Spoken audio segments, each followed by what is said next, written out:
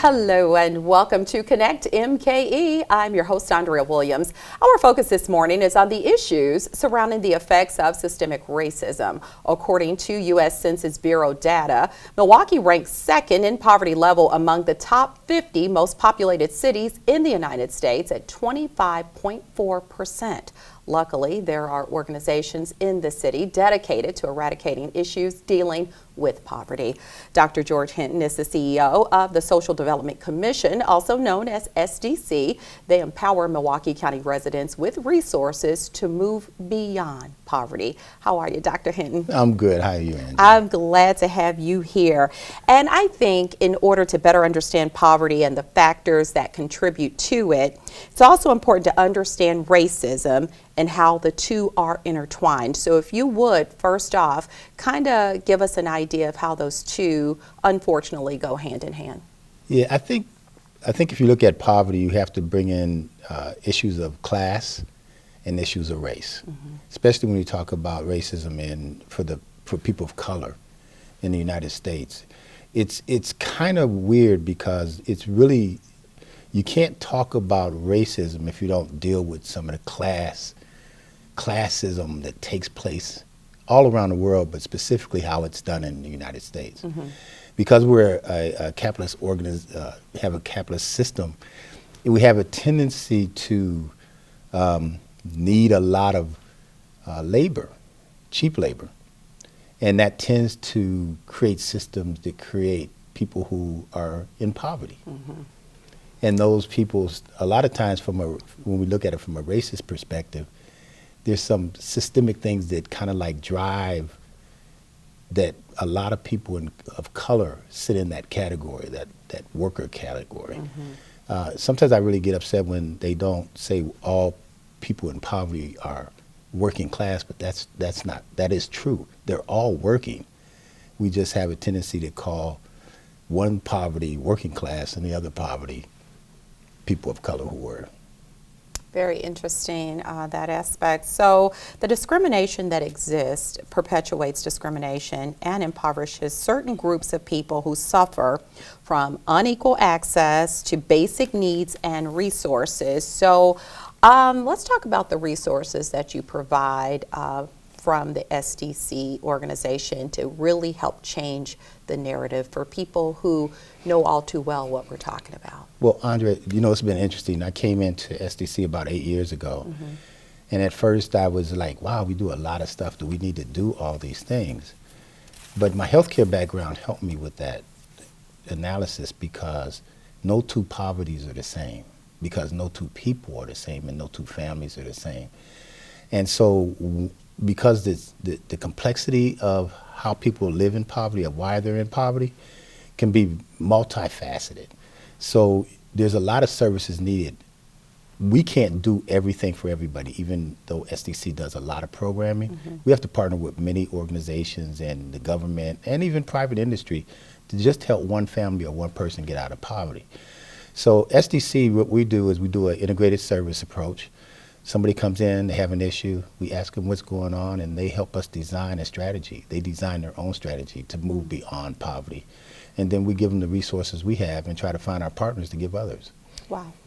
So let's look at a couple of the programs that you have in place. You've got career services, and you've talked about the fact that there are many working people who still aren't able to make the wages that they need in order to get out of poverty. And then when they get sometimes help from government agencies, if they happen to make just a little bit too much money from even hustling, trying to make ends meet, they lose the help that they were getting to get out of poverty. So it's almost like a cycle that is a part of a system that is not working for a lot of people. So with that said, Milwaukee's unemployment rate reached nearly 5% in 2021.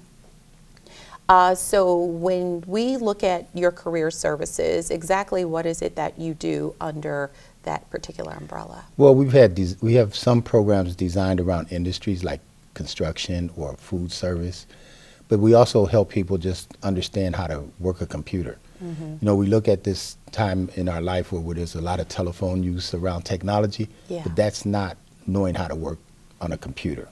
And so we help people with computer skills. We help people with interviewing skills. We help people source out opportunities that they want to do. See, a lot of times what we try not to do is force people into particular types of jobs, because you it's got to be in you for you to do gotta certain. love what you do Right. to be motivated to go and do it. Right, I agree. and too often we grab people and just throw them at jobs and throw them at training without really understanding what do you want to do, so that you can match it up a little bit better. I mean, we've got artists who want to be artists. I would love us to have some kind of programs to help artists find jobs in the artist industry, in art industries. But that's the way it needs to be, but that's not the way it is. We have a tendency to build programs and then force people into it, and then we really struggle when they don't succeed. Yeah, it's like going to work just to be able to pay your bills can get a little mundane, and I think that people at least should have an interest in what they're doing. So it's good to hear you say that. You have the Absolute Advantage program and the Chef. So tell us a little about that. Absolute Advantage program is a pre-apprentice program that gives our community basic construction skill sets. Our goal is to make them attractive to the contractors that are out there, or to be able to go into MATC, or to find a job that just gives them skills that they will be attractive, so that they can put it on their resume. We give them a lot of certifications that they would not have gotten on their own. So my biggest challenge isn't so much getting people trained, it's having the businesses to be ready to accept them. Because that's another problem. You can train people all day if you don't have the demand for the labor, which you would think we do because we talk about it so much, but I still find it way too hard to get people jobs. Wow. So education services, a lot of times you have people who maybe don't have the education that they need in order to obtain certain jobs. So you're definitely there to help in that regard. The high school graduation rate in Milwaukee was last reported at 69.1%. And am I correct in thinking those numbers have gone up? Or is that still not? It's kind of normal of what we've seen in the past, I think. May have ticked up, but I think those numbers are not where we want to be as a community. It's really causing a lot of the issues that we see in terms of people's career choices. Now, I dropped out of school, so I can relate to the challenges of not being able to get the type of jobs you want to get if you don't have a high school diploma. I tell young people, it's a baseline need that you have to have your high school diploma. And then you still need to be educated in skills, or start doing some other type of education on top of that. Too often we don't get our kids through school to get a high school diploma. So SDC does have a high school equivalency program, because we have a lot of adults, or even young adults, who come in and say, I need to get my high school equivalency or GED just so I can qualify for a job. And so, you know, we really have to take that serious as a nation.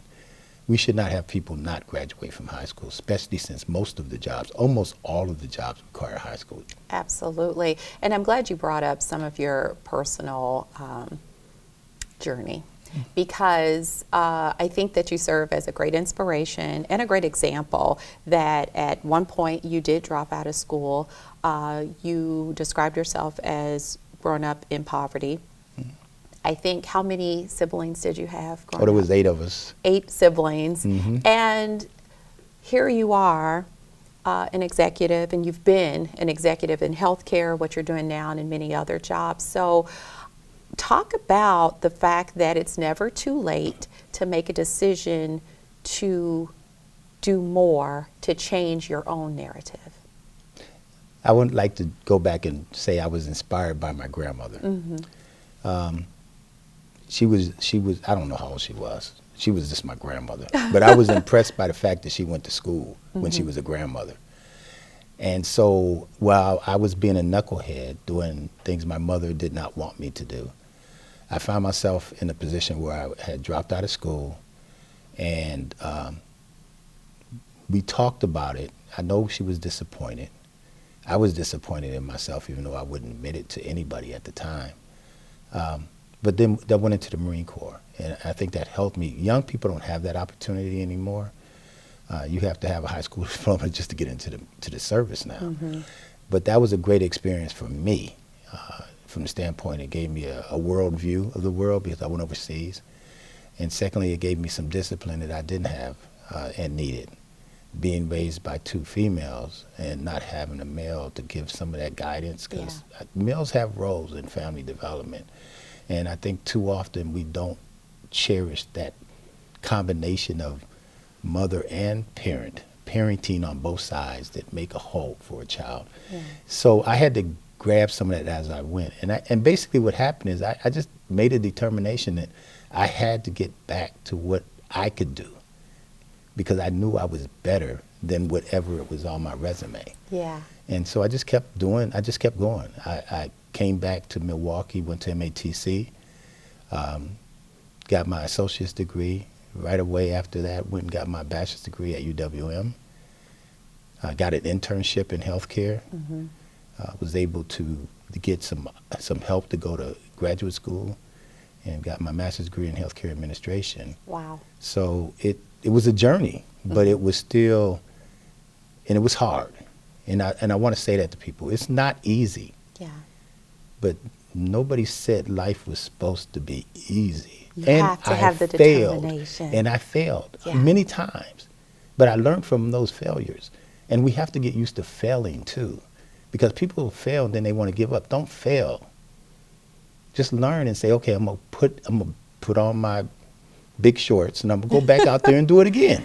Yeah, and that's one of my favorite quotes. Failure is only the opportunity to begin again, only more intelligently. Exactly. I love that. So for individuals living in poverty, and it's something about that, people living in poverty, that statement, it kind of feels like it puts people in a bubble, or it says something about who they are, and we know that that's not ever a determining factor about people and Right. what they're able to accomplish. So I say that just putting an asterisk beside that, but there's an overwhelming majority that report mental and psychosocial concerns. So you also have programs in place, because we're talking about still really battling through this pandemic, and we know that it has hurt people from every background on every level. So what are some of the things that you're doing to help individuals kind of battle their way through that challenge? Yeah, we were doing that before the pandemic, and the pandemic has increased the stress levels on families, period. Especially those who lost jobs and haven't recovered from that, or just the cost of living has gone up to the point where people just don't have enough. It's the in and out. If you don't have enough resources to pay for everything you basically need, that creates stress. Absolutely. And stress begins the process of mental health issues. And then you have those people who then perpetuate that onto our children. And so we spend a lot of time in the schools working with young people and teachers and classes to try to walk through these stress-relating type strategies. And then we have individual counseling for young people and adults. If we can't handle it, we refer things over to experts that have more skill sets than we do in terms of the mental health realm. But we don't invest enough in this country in mental health. I think we too often look at it as something as a negative, when in fact it's a part of life, especially when you get stressed when you get married. Yeah, absolutely. So stress is good to be bad or good, but it does still impact your body and the way you might approach life. Very true. And as we wrap up, I just really want to get your thought on what really needs to be done when it comes to dealing with the systems that are in place, those statistics that we hear over and over again about the state of Milwaukee and the people who live here. We've got a lot of things that are changing at a slow pace, but in your opinion, what needs to be done looking at the full picture? Well, the social service industry is built on continuation. It's a self-propelling process. And basically the reason that is the case is because we don't really deal with the problem, we deal with the symptom. We do a lot of transactional interventions. We give people rent money so they don't get evicted. but we never deal with the reason as why are they in a position where they're going to get evicted. Yeah. We deal with issues of people who were incarcerated by trying to help them after they get out. We don't deal with why did they get incarcerated. We don't get to the root cause of things. And one of the things SDC is really working hard through our strategic planning is to understand how do we do that better.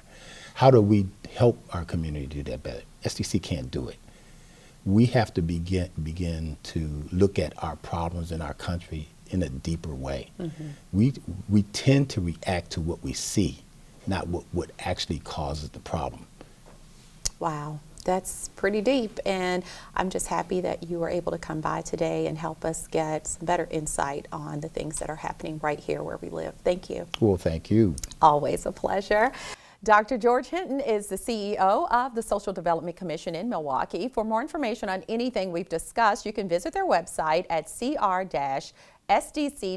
And while you're there, please fill out their community needs assessment where they can get a better understanding of how they can serve you in the community. You can also give them a call at 414-906-2700. When we return to Connect MKE, we'll continue our conversation on systemic racism and how addressing systemic racism is crucial when it comes to education and even the environment. We'll be right back.